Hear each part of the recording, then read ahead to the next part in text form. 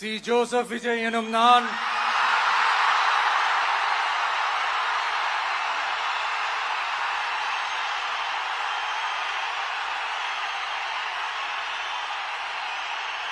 சட்டப்படி அமைக்கப்பெற்ற இந்திய அரசியல் அமைப்பின்பால் உண்மையான நம்பிக்கையும் மாறா பற்றும் கொண்டிருப்பேன் என்றும்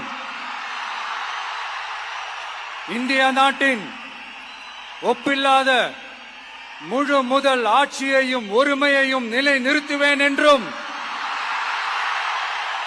தமிழ்நாட்டு அரசின் முதலமைச்சராக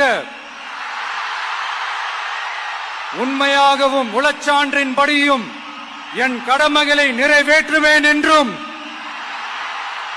அரசியல் அமைப்பிற்கும் சட்டத்திற்கும் இணங்க அச்சமும் ஒருதலை சார்பும் இன்றி விருப்பு வெறுப்பை விலக்கி பலதரப்பட்ட மக்கள் அனைவருக்கும் நேர்மையானதை செய்வேன் என்றும் ஆண்டவன் மீது ஆணையிட்டு உறுதிமொழிகிறேன்.